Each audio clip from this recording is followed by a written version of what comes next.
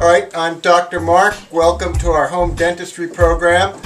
First I'm going to tell you the things that you need to do this. Really, orthodontia shouldn't be so expensive. We have figured out a system that you can do in your basement with common materials you can pick up at the hardware store. First of all, you need good lighting.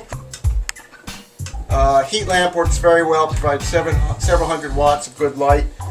Pair of needle nose pliers, hacksaw, rubber mallet, jeweler's mandrel. You can pick this up at a jewelry supply. Small screwdriver. Two-part epoxy, the kind that you mix together. You want the epoxy and the hardener. JB Weld is probably the best. It's not clear, but it's much stronger, and it's worth it. Crazy glue will do in a pinch. Wire, you can use different grades of fishing wire. My favorite is actually to use picture wire, the kind you use to hang a photograph. Standard nuts, from a nut and bolt set. If you want to use anesthesia, optional. Get a large thing of whipped cream. You don't have to get the extra creamy kind. The important thing is the nitrous oxide gas, which is the same that dentists used to use as a general anesthetic. You just have to hold the can upright when you're administering it. And an old iron. And that's it. Now I'm going to show you how you apply the orthodonture, and we'll have. Where's our patient? Bring her in here. All right. First of all, we got a good chair. Lean back a little. Don't worry, hon, we're going to get those teeth nice and straight. Just get the light on you. There we go. Okay, first we administer the nitrous oxide. Breathe deep. There you go. Give him a little whipped cream. Keep him happy. Yeah, yummy. So I'll bring the camera over here and I'll show you how we mix the epoxy together. This stuff is a little thick. We might have to switch the crazy glue.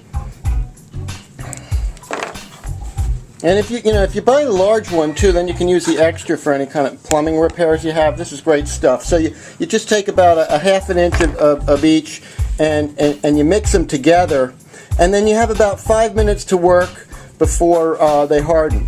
Now we have to take the nut, bring it over to the vise. You're going to put one of these on each tooth.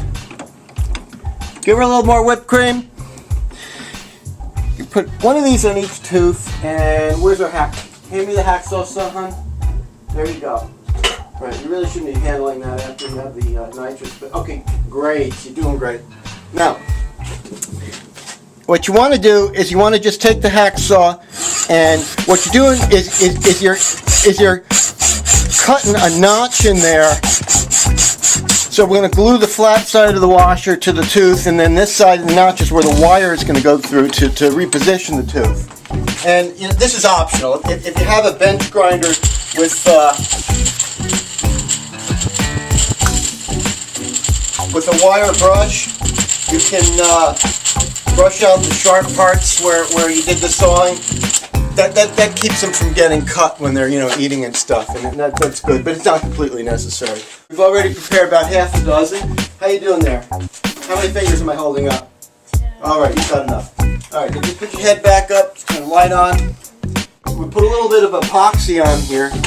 It's on the back of the washer now. Open up, there we go, that's it. All right, now we're going to come back in a few minutes after the epoxy hardens. Okay, so after the nuts are in position on the tooth, the wire fits into that notch you sawed, and then you wrap it around, and then you wrap the end of the wire on the back of the tooth with the pliers, and hang on, we'll get the pliers and we'll show you. I don't know where we put the small pliers, but we'll just get the big ones and use those. Now the trickiest part is getting that piece of wire on the molar now. So just open up wide. Can we have a little more whipped cream? Open up wide, and we'll just put this in here. And what you have to do is get around the molar and just do any sailing knot will work. A bowline is good, or a square knot around the back tooth. And then we're going to bring it around.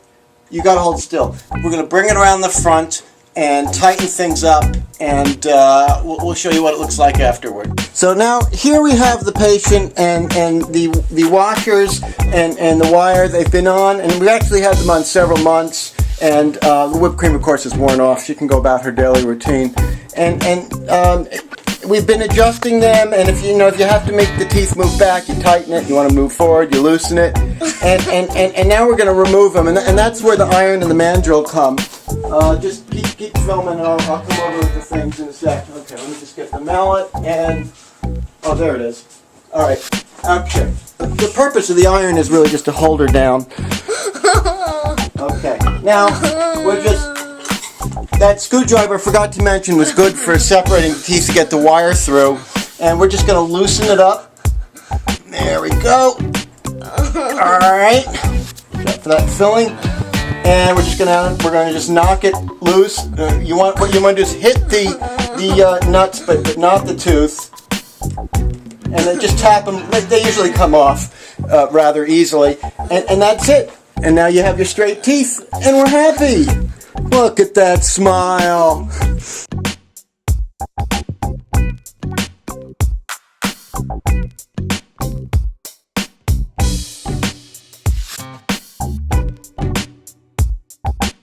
Bring the camera over here and I'll show you how we mix the epoxy together. Alright, don't move, hon. We're almost ready for you. Okay. Alright. Right over here is the epoxy.